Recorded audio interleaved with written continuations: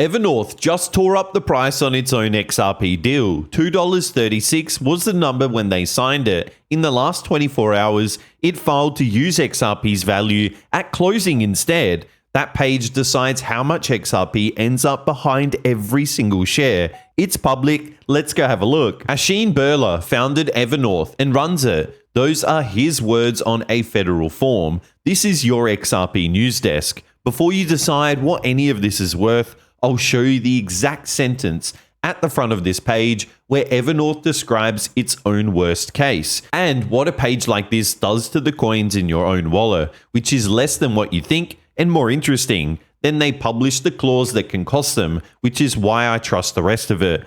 The switch runs both ways.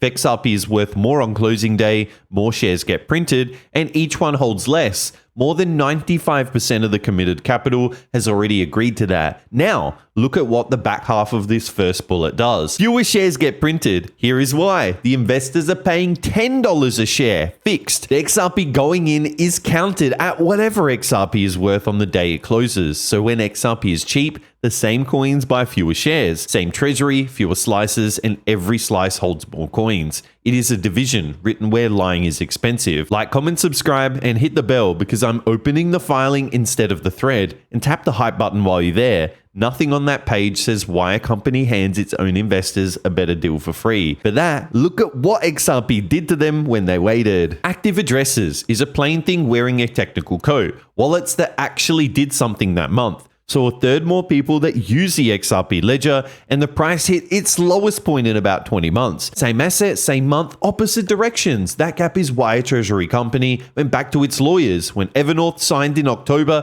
XRP was $2.36, and every share was measured against it. The tape spent months disagreeing. The live XRP chart right now reads $1 flat, between 99 cents and $1.01. I recheck it every single time I record the videos, and here we just dip below $1. Now the inversion, the number that made you miserable all year, is the input. A lower XRP price does not shrink that treasury by one coin. It shrinks the shares standing in front of her. Cheap did not cost them. Cheap is what they just re-signed around. A price that low is only a bargain if somebody with a compliance department will put their name under it. One of them did. Same government server, same afternoon, and it's the largest one there is. Now the sizes, and I'm saying them small because they are small. $76,000 is in the Franklin XRP fund. $2,000 in Rex Osprey, $700 in Bitwise, under $80,000 of XRP inside a report covering 45,900 holdings worth over $1.8 trillion. A rounding error. I'm not dressing it up. What it proves is not size. Somebody at 1585 Broadway had to classify an XRP fund, price it to the dollar, file it beside Apple and Nvidia, and sign under it. That is the expensive part, and it's now done. Now the clock. Morgan Stanley landed at 1451. Evernorth landed at 1634, 1 hour and 43 minutes apart. Same server, same afternoon. Your asset both inside. I'm not telling you those two rooms spoke. I'm telling you both now do XRP paperwork as routine business, and routine is what every asset spends a decade trying to reach. So neither filing is a bet on the price. Both are bets on where the paperwork of the whole market ends up. And the man who ran the New York Stock Exchange puts a size on it this week. Thing happened. By tokenization, I mean the giant global securities market, 300 trillion, moving to run on public blockchain rails. And now we just had our earnings call. The questions are no longer, will it happen? It's, hey, Tom, how quick will it happen? How much of a winner will you be? And so that part is really exciting. The pure crypto part is less exciting.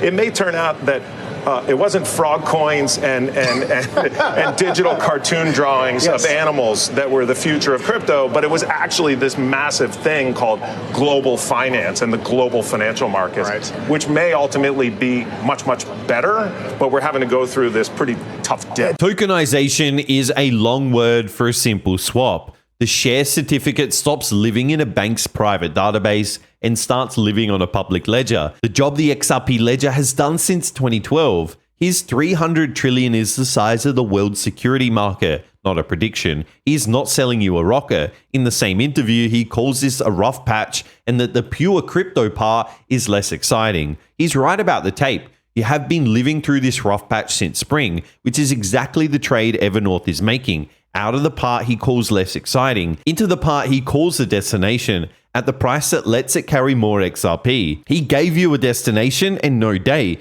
Here is the one date this deal has to walk past. Be precise about what got filed. Cloture on motion to proceed is not a vote on the Clarity Act. It is a vote on whether the Senate may start debating it, and it needs 60 senators. Every outlet that covered it prints the same slot. 2:15 in the afternoon, September 15th. Now put that beside Evernorth's own timetable. Its filing says the business combination is expected to close in late Q3 or early Q4 of 2026, subject to SEC review. Late Q3 is September, so the money agreed to brand new terms with that gate still in front of it on a bill that man you just heard says does not look good. They did not wait for the rules, and before you call that reckless, there is a cheap way to tell the two apart. Recklessness is loud and conviction sign things, so I went looking for who signed with that vote still open at these prices. One row further down, Evernorth's own filing history. The press release is the summary. Now second row is the thing itself, an amendment registration statement, 10 megabytes, filed the same day and now in front of the SEC.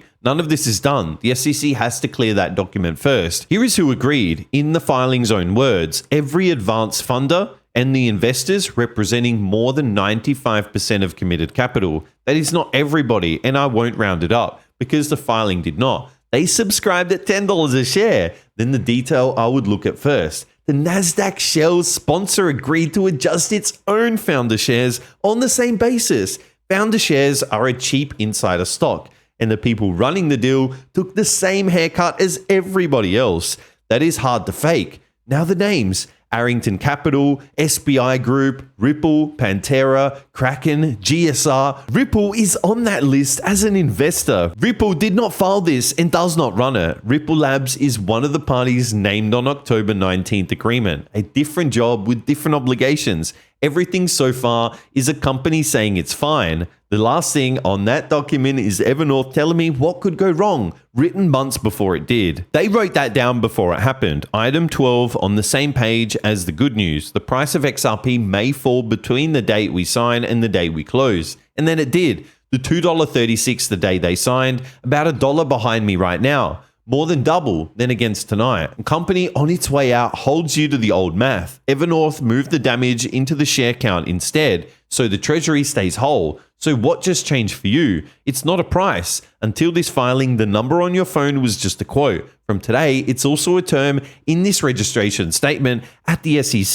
The input deciding how many shares get printed against a pile of XRP. The same coins, same wallet, same XRP, different job. As I read it, your asset stopped being the thing that gets priced. It became the thing that does the pricing. That is a change of class, not a change of value. Tomorrow, I take the other side of this page. How much XRP one share has to carry before it beats owning one coin. Subscribe so it lands in front of you. Nobody recuts a deal to hold more of something else they're trying to leave. Like, comment, subscribe, hit the bell. I'll see you in the next video. Stack facts and not fear.